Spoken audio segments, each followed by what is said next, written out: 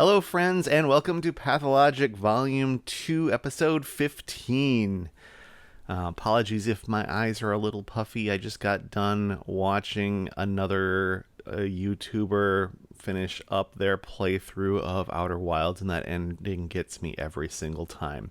But I am ready to re-energize myself with a puzzle, and today's puzzle is called Dominion, no relation to the awesome card game of the same name, and we are going to learn how this works together by taking a look at the rules. Dominion is a shading puzzle. We will shade some dominoes of cells to divide the grid into unshaded areas. So we're going to be shading regions of exactly size 2, no more, no less, so we have to bound every domino with unshaded cells, as you can see here in the example. Shaded dominoes may not touch orthogonally. Orthogonally just means horizontally or vertically in a puzzle like this, so they're allowed to touch diagonally at corners, they just can't touch on edges. Clues cannot be shaded, and each orthogonally connected area of unshaded cells contains exactly one type of clue and all instances of it.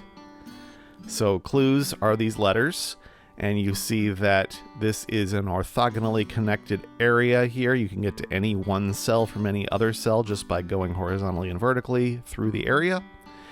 And there's a note here that says exactly one type of clue implies every region contains at least one clue. So we don't have any completely empty regions. Everything's got a letter in it, and whatever letter it's got, all of the instances of that one letter appear in there. We're not going to have two separate A regions. We'll have one region containing all of the A's, for example. Those are the rules to Dominion, so it's time to solve a puzzle. Today's Dominion puzzle was set by Freddie Hand.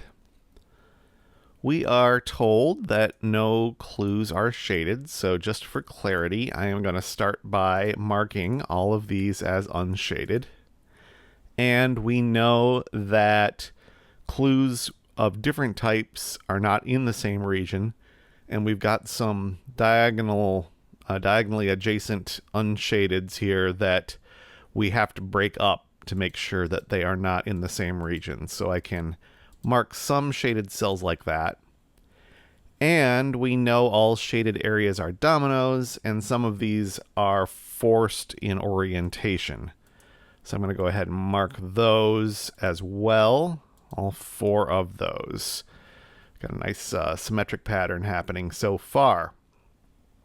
Okay, let's look at now, I think, clues where we have multiple of the same clue in the puzzle. We've got C, L, V, and O are all unique. There'll only be one area of that, but the R's and E's have to all be in one big region. So the ones that are in cul-de-sacs, first we can start with this. These R's and this E have to get out to meet all the rest of those clues. This C might be by itself, so I can't actually extend that quite yet. What can we learn about this? This E area is going to have to get out to see these. It can't touch the V, so it's going to keep going. Oh, and this is a domino, so we can close that off. The E still can't meet this V. And it can't touch this L either, so it's going to have to squeak out through this right here to avoid hitting that L. So it's going to have to do that, giving us a shaded cell right here. We've got 2 shaded cells at a diagonal. We can't shade this one or else we'd have more than a 2. So this is not shaded, and that gives us 2 dominoes that we can mark off entirely. So now our E has gotten out here. Oh, another domino right here. Could mark that one off. Now our V region can't touch E, can't touch R. So let's mark those.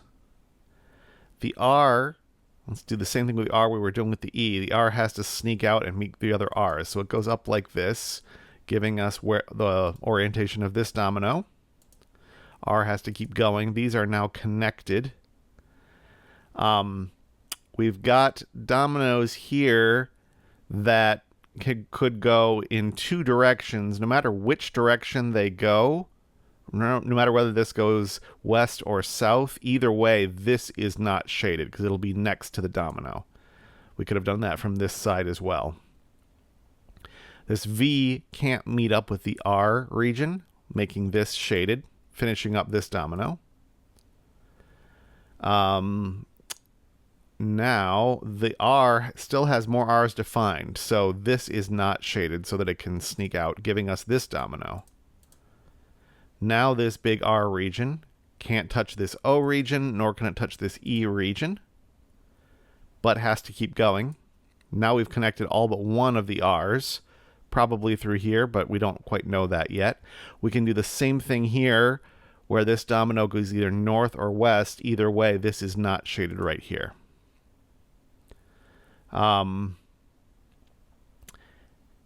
There are a couple things I can do here. This will be something a little different, just to vary up the logic we're using in case I could do it all the same way potentially.